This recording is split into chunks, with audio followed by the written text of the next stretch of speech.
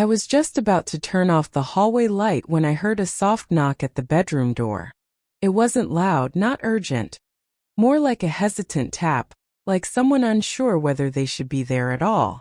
I opened the door and there she was, my stepdaughter, standing barefoot in her little pajamas, clutching the sleeve of her shirt with both hands. Her eyes were wide and filled with something between fear and sadness. And then in the quietest voice she said, "I can't sleep without you." That sentence caught me off guard. She was 9, old enough to sleep on her own, and usually she insisted on it. She liked her space, her routine. But that night, something was different. I could tell just by looking at her that this wasn't about a bad dream or needing a glass of water. No, there was something deeper behind her words. Something she hadn't said yet. Our family story has never been simple. When I married her mom a couple of years ago, becoming a stepdad was both a blessing and a challenge. Kids don't always warm up to new people, and she definitely kept her guard up at first. But over time things changed. Slowly, small conversations turned into shared jokes. Distance became trust. I never forced anything. I just stayed present, consistent. But that night, when she stood at my door like that, I realized we had stepped into a whole new chapter. She didn't cry. She didn't explain. She just stood there waiting, like she had finally built up the courage to reach out, and now she was hoping I wouldn't turn away. And of course I didn't. I asked her gently what was wrong, but she didn't answer. Just looked down and whispered again, "Please." That was all. Just that one word. And somehow it said everything. I don't know if you've ever had a moment like that. One that seems so small on the surface, but you can feel something big moving underneath it. A moment that tugs at your heart in a way you weren't expecting. Because in that instant, all the walls between us seemed to fall away. She wasn't just my stepdaughter anymore. She was a little girl feeling something heavy and looking to me for safety. And so I walked her back to her room. I tucked her in, sat beside her, and waited. The room was dark except for the nightlight, casting a soft glow on the wall. And just when I thought she had drifted off, she whispered something else that completely changed how I saw the night and our entire relationship. But before I tell you what she said, I want you to ask yourself, what would make a child, one who's usually independent, feel that kind of fear or need in the middle of the night? What was she really trying to say with those few quiet words? Because the truth? It's not what I expected. And it's the moment that changed everything for both of us. She lay there, facing the wall, quiet as ever. I stayed beside her, not saying much, just letting the silence fill the room. Every few seconds I glanced over to check if her eyes had closed. But they didn't. She was still wide awake, still holding something back. And then after a long pause she whispered, "I get scared when Mom's not home." That's when it clicked. My wife had left earlier that evening for an overnight work trip. It wasn't the first time, and usually everything was fine. But this time something felt off. My stepdaughter wasn't the type to show fear easily. She liked to act strong. She wanted everyone to believe she was just fine. But tonight that wall of strength had cracked, and I could see the fear leaking through. I asked her softly, "What is it that scares you?" Her fingers gripped the blanket a little tighter, and she shook her head. "I don't know," she mumbled. "It's just when it's dark and quiet, my mind gets loud." That line stayed with me, because I knew exactly what she meant. I've had nights like that too, when your thoughts won't let you rest, when you start imagining things that aren't even real. But for a child, it must feel even heavier, especially when they're trying to be brave for everyone else. As I sat there, I thought back to how much had changed in her life. Her real dad hadn't been in the picture for years. She never talked about him. And honestly, I never pushed. I figured when she was ready, she'd open up. But maybe this was her way of reaching out, not through words but through moments like these. Small, fragile moments that held more meaning than they let on.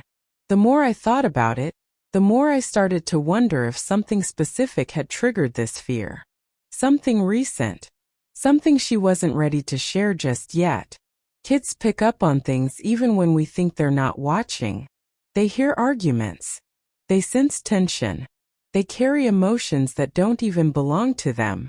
And sometimes they don't know what to do with it all. She turned slightly toward me then, her voice just above a whisper. Do you ever feel alone? Even when someone's sitting right next to you? That question hit hard. Because yes, I've felt that too. That strange emptiness that creeps in when you're surrounded by people but still feel like no one sees you. I didn't know what to say right away. So I just nodded and gently placed my hand on the edge of her blanket. There was something she wasn't telling me. I could feel it in the way her voice trembled, in the way her eyes avoided mine. And the more I stayed quiet, the more I realized this wasn't just about a scary night or missing her mom. Something had been building inside her for a while now, and tonight it had finally started to spill over. But I still didn't know what it was. Not yet. The question she asked kept echoing in my head. Asterisk, do you ever feel alone? Even when someone's sitting right next to you? Asterisk, it wasn't the kind of thing a child says unless they've been carrying something heavy for a long time. I sat there, unsure if I should push her to talk, or just let her feel safe in the silence. But either way, I knew something deeper was going on. The next morning, she was quiet. At breakfast, she barely touched her cereal. And when I asked if she slept okay, she just nodded without looking up. I didn't push. I wanted to, but I figured it was better to wait for the right moment. Sometimes kids speak through their actions, not words. So I watched. I listened. Later that day, I got a call from her teacher. She said my stepdaughter had been distracted in class lately, not doing her usual work, zoning out a lot. That surprised me. She's always been a smart kid, focused, creative, the type who doodles in the margins but still gets her answers right. So I asked the teacher if anything had happened recently, but she hesitated. She doesn't talk much. But a couple of times she seemed startled when someone touched her shoulder. Like she wasn't expecting it. Like she was somewhere else. That hit hard. It added another layer to the quietness I'd seen in her. She wasn't just tired or missing her mom. Something was affecting her on a deeper level. And the strange thing? She didn't seem ready to talk to anyone about it. That night I tried a different approach. We sat on the couch watching one of her favorite movies. About halfway through, I asked her if anything at school had been bothering her. She shrugged and said, "Not really." Then she added quickly, "I like school. It's just noisy sometimes." The way she said it didn't feel like a complaint. Felt like a deflection. And then something slipped, she muttered. "It's quieter here when it's just you and me." I asked what she meant, and she froze for a second, then changed the subject. Meanwhile, a different tension had been growing between me and my wife. We hadn't been talking much lately, both busy, both tired. But now I was starting to see how that distance might be affecting our daughter more than either of us realized. She wasn't just afraid of being alone in the dark. She was reacting to something she couldn't name. Maybe something between the three of us that had started to shift. I started replaying old moments. Times I saw her flinch at loud voices. Moments where she lingered in a doorway like she wanted to speak but couldn't find the words. There was a pattern. And the more I thought about it, the more I realized this wasn't just a one-time thing. Something was happening behind the scenes. Something she didn't feel safe saying out loud. And the more I watched her that evening, the more I knew. I was running out of time to figure out what it was. The rest of the evening passed in an uneasy quiet. My stepdaughter stayed close but didn't say much. Every now and then I'd catch her glancing toward the front door, like she was waiting for something, or someone. My wife had texted that she'd be late getting home from the work trip. She didn't give a reason and I didn't ask. The space between us lately had been filled with silence, just like the space in our home. And now I was beginning to wonder if that silence had left room for fear to grow. Later that night, as I was cleaning up the kitchen, I heard a thump upstairs. Not loud, but just enough to make me pause. I wiped my hands, stepped into the hallway, and listened. Another soft sound like a drawer sliding, followed by a creak. I made my way up the stairs and gently pushed open my stepdaughter's door. She was sitting on the edge of her bed, holding something in her hands. It was a small photo, old, faded. I couldn't see it clearly at first, but when I got closer I recognized the faces. Her, maybe 4 or 5 years old. And beside her, not my wife, a man I didn't know. Her real father. She looked up, startled, like she hadn't meant for me to see it. Her hands trembled slightly as she tried to slide the photo under her pillow. I knelt beside her and asked gently, "Is that your dad?" She didn't answer. Her lips pressed into a thin line, and she blinked hard as if holding back tears. I didn't push, but she finally whispered, "I miss him, even though I don't remember him much." That was the moment everything started to tighten. Her body language, her quiet nights, the fear she couldn't name. It was all tied to something bigger. Something unresolved. Something that lived in the spaces between memories. "I don't know if he loved me," she added, barely audible. "Sometimes I think he left because of me." That sentence broke me a little. No child should ever feel that kind of blame. I sat beside her, unsure how to respond. Every word I thought of felt too small. And just as I was about to speak, she said something that stopped me cold. "I saw him last week." I stared at her, trying to understand what she meant. She wasn't looking at me. Just holding the photo, her fingers rubbing the edge slowly. "He was outside school." I didn't say anything. I didn't know if it was real. My stomach tightened. This wasn't just a memory now. This was something happening in real time. I asked softly, "Are you sure it was him?" She nodded slowly. "He looked different." But I knew. And just then she whispered, "I think he's been coming by. I think he's watching." That was the moment the quiet in the house didn't feel peaceful anymore. It felt like something was pressing against the walls. Like the past wasn't finished with us yet. And whatever was coming, it was already closer than I thought. I stood there frozen, staring at her. My mind was racing, trying to make sense of what she just said. If her real father had been near the school, why hadn't anyone else noticed? Why hadn't she told anyone sooner? But deep down I knew the answer. She didn't feel safe saying it out loud. And maybe she wasn't even sure she'd be believed. I sat with her for a moment, watching her eyes dart between the floor and the photo still in her hands. "Have you seen him again since then?" I asked, keeping my voice calm. She hesitated, then gave a small nod. 2 days ago. I was walking home with Zoe. He was across the street near the trees. I didn't tell Mom. She'd get mad. My heart sank. Not just because he might really be around, but because she'd been carrying that fear alone. And now all the little things started making sense. The nights she couldn't sleep. The moments she'd flinch when someone got too close. The feeling of being watched. It wasn't just in her head. But then came something I didn't expect at all. She leaned in closer and said, "I think Mom saw him too." Those words stopped everything in my chest. I tried to stay calm. "What makes you think that?" She swallowed hard. "Last weekend when we were at the park, Mom looked really scared all of a sudden.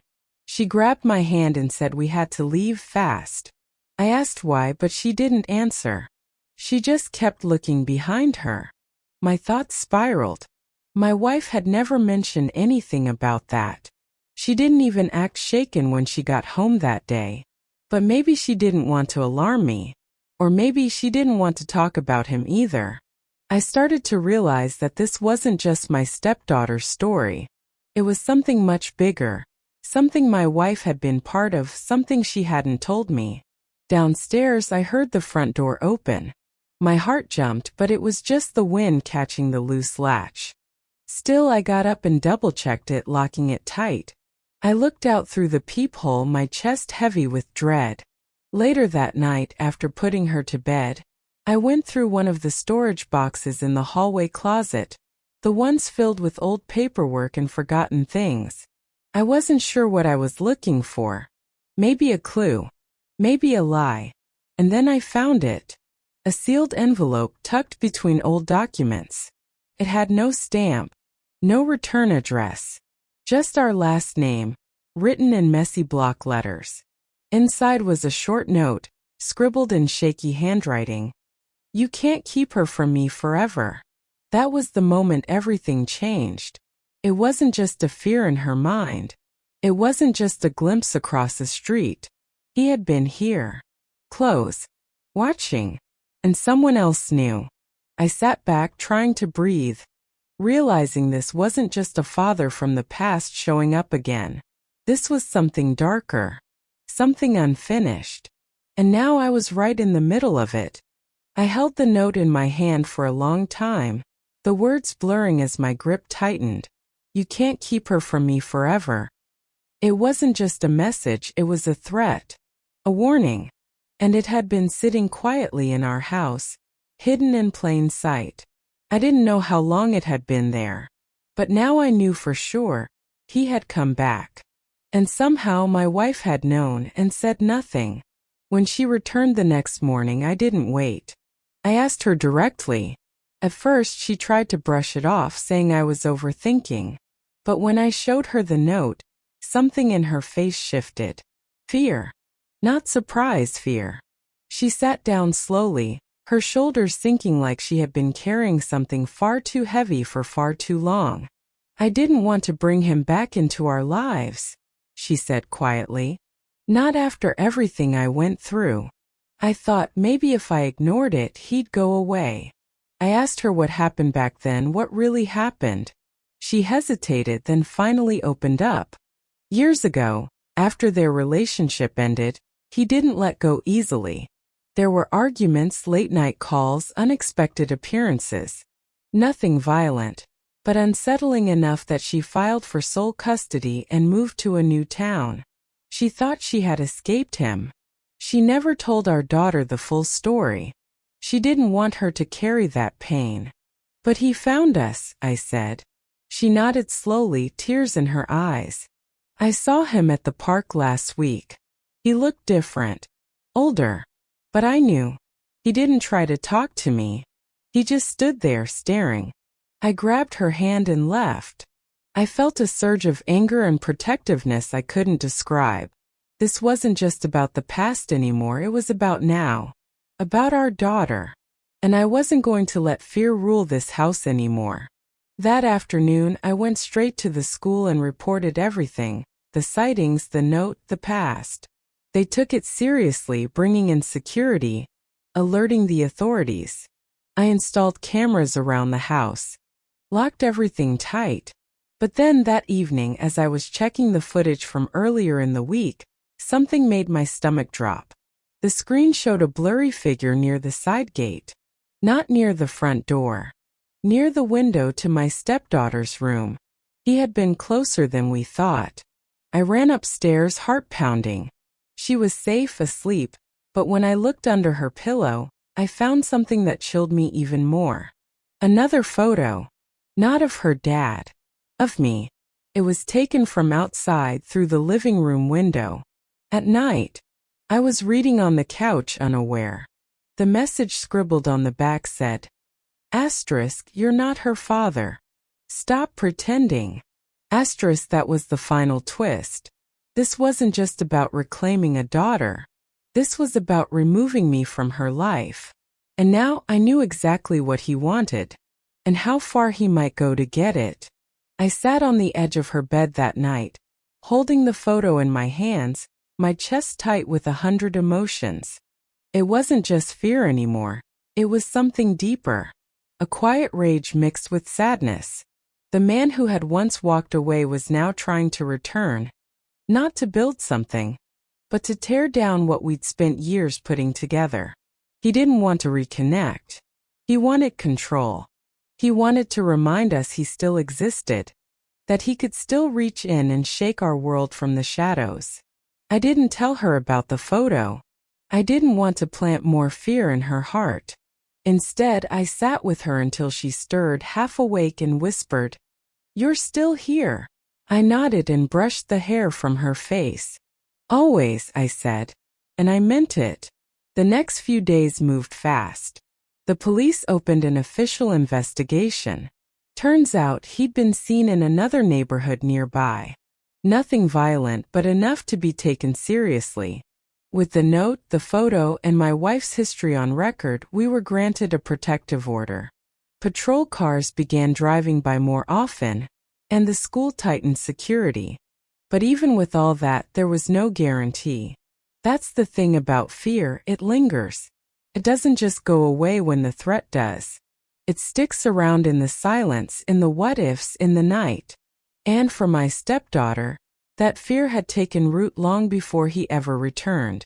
It had grown in the unanswered questions, the silence of adults who thought they were protecting her by not telling the full story. So we changed that. We sat down together, me, my wife, and her, and talked. Really talked. We told her the truth as gently as we could. Not all the details, but enough for her to know that what she was feeling made sense. That her fear wasn't weakness. That her confusion was valid. And most importantly, that she was safe now. That she wasn't alone. Over time, the tension in the house began to fade. It didn't disappear overnight, but little things started to shift. She began sleeping through the night again. She started laughing more, asking questions, sitting closer. One evening, while we were watching a movie, she leaned her head on my arm and whispered, "I'm glad you're the one who's here." That moment meant everything. The man from the past didn't show up again. Maybe the attention was too much. Maybe he realized he couldn't undo what had already been built. Whatever the reason, he disappeared from our lives just as suddenly as he'd crept back in. And now, when I hear small footsteps in the hallway at night, it's not fear that rises in me. Something else. Something calm. Because I know if she knocks again, it won't be because she's scared of the dark. It'll be because she knows there's someone on the other side of the door who will always show up, no matter what.